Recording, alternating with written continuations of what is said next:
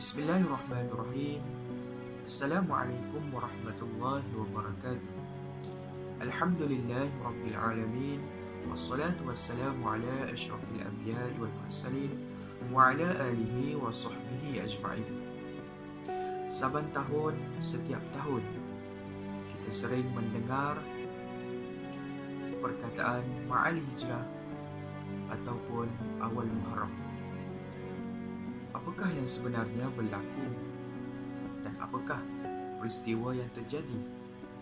InsyaAllah pada video kali ini kita akan rungkaikan secara ringkas dan padat supaya dapat memberi kefahaman secara mendalam kepada hadirin sekalian.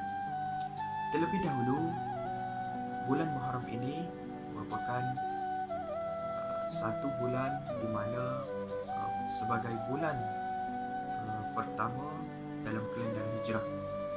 Ini menunjukkan bahawa penghijrahan Nabi Muhammad sallallahu alaihi wasallam dari kota Mekah ke kota Madinah adalah satu perkara yang cukup besar dalam Islam. Hijrah itu sendiri bermaksud berpindah dari satu tempat ke satu tempat yang lain. Manakala pula hijrah dari segi istilah pula, penghijrahan Nabi Muhammad sallallahu alaihi wasallam dari kota Mekah ke kota Madinah pada tahun 622 Masehi bersama-sama dengan sahabat baginda Rasulullah setelah 13 tahun menjadi kerasulan. Ini bermakna pada tahun ini sudah 1443 tahun peristiwa hijrah ini berlaku. Peristiwa hijrah ini bermula di mana Nabi Muhammad sallallahu alaihi wasallam sebagai permulaannya menyuruh ataupun memberitahu kepada seluruh orang Islam yang berada di Mekah untuk berhijrah ke Madinah. Ini kerana orang Islam yang berada di Mekah ketika itu ditindas, diseksa teruk oleh kafir Quraisy. Pada ketika itu Nabi Muhammad sallallahu alaihi wasallam tidak mendapat perintah ataupun tidak diberi wahyu oleh Allah Subhanahu wa taala. Sehinggalah pada suatu hari Nabi Muhammad sallallahu alaihi wasallam diperintahkan untuk berhijrah dari kota Mekah ke kota Madinah. Nabi Muhammad sallallahu alaihi wasallam menyatakan perintah itu kepada sahabat baik baginda iaitu Abu Bakar As-Siddiq radhiyallahu anhu. Setelah daripada itu, pada malamnya Nabi Muhammad sallallahu alaihi wasallam telah memberitahu kepada sepupu baginda iaitu Ali bin Abi Thalib supaya menggantikan tempat baginda Nabi di dalam rumah baginda dan secara spesifiknya duduk di tempat tidur baginda. Malah ketika itu juga pada malam itu seluruh sekeliling rumah Nabi Muhammad sallallahu alaihi wasallam telah dikelilingi oleh musuh, iaitu wakil daripada 11 kabilah yang berada di Mekah ketika itu. Dengan izin Allah Subhanahu wa taala, Nabi Muhammad sallallahu alaihi wasallam telah berjaya keluar daripada rumah itu. Lantas dia telah pergi ke rumah Abu Bakar As-Siddiq untuk meneruskan penghijrahannya ke kota Madinah. Setelah itu mereka mengikut jalan yang lain. Ini bermakna supaya musuh tidak dapat ketahui mereka pergi ke arah mana. Setelah itu mereka telah sampai ataupun mereka bermalam selama 3 hari di Gua Thur. Dan pada waktu itu di Mekah seluruh orang kafir Quraisy telah menjejaki pun telah mencari Nabi Muhammad sallallahu alaihi wasallam untuk membunuhnya. Malah ada yang menawarkan sejumlah unta yang banyak kepada sesiapa sahaja yang dapat menangkap Nabi Muhammad sallallahu alaihi wasallam. Dengan keajaiban Allah Subhanahu wa taala, Nabi Muhammad telah masuk ke dalam Gua Sur, dan lantas daripada itu ada labah-labah yang membuat sarang di muka hadapan Gua Sur itu, dan juga ada 2 ekor merpati yang baru sahaja membuat sarang selepas daripada Nabi Muhammad masuk ke dalam gua itu. Pada suatu hari, dalam 3 hari tersebut, pemuda ataupun orang yang mencari Nabi Muhammad sallallahu alaihi wasallam telah sampai ke Gua Sur. Tetapi mereka melihat permukaan Gua Sur itu mempunyai sarang labah-labah, dan mustahil bagi orang, ataupun lebih spesifik lagi bagi Nabi Muhammad dan Abu Bakar untuk masuk duduk bermalam itu. Setelah 3 malam, mereka berasa selamat untuk pergi untuk meneruskan perjalanan ke Madinah Al-Munawwarah. Pada ketika itu dipanggil sebagai Yathrib. Mereka meneruskan lagi jalan dan dipandu oleh Abdullah bin Ubayd. Dan pada ketika itu jugalah baginda Nabi sallallahu alaihi wasallam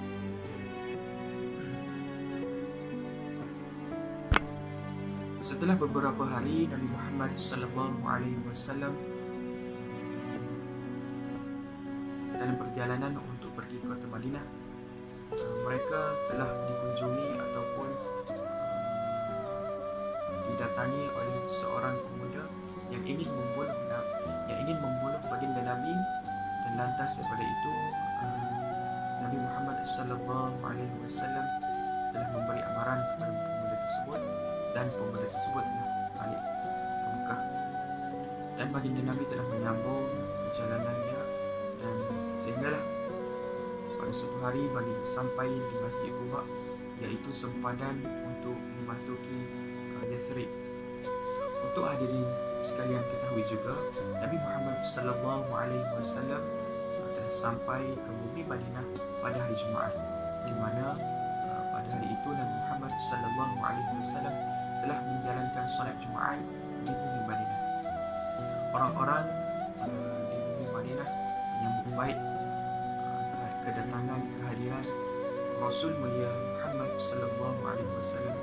Pada ketika itu Nabi Muhammad sallallahu alaihi wasallam juga dapat mempersaudarakan kaum Muhajirin, yakni orang Mekah telah hijrah ke Madinah, dan juga kaum Ansar, orang Islam yang berada di Madinah ketika itu. Mereka saling melakukan kebaikan, di mana memberi tempat perlindungan, memberi makanan dan sebagainya. Setelah itulah titik mula tersebarnya Islam ke seluruh dunia, dan alhamdulillah kita dicapinya pada hari ini.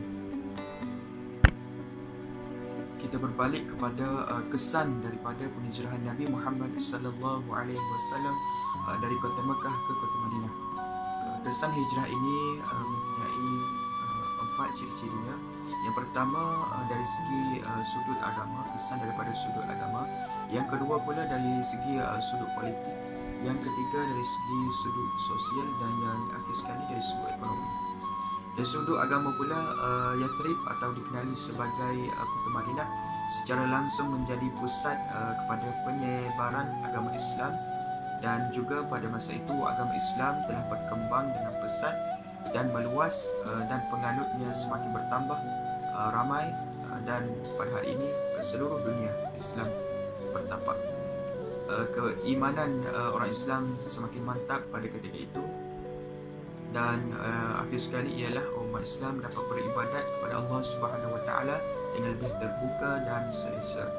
Dari sudut politik pula, Piagam Madinah berjaya dibentuk dan merupakan perlembagaan negara yang pertama sekali di dunia. Dari sudut sosial pula, mengubah cara hidup daripada cara hidup secara berkuak-kuak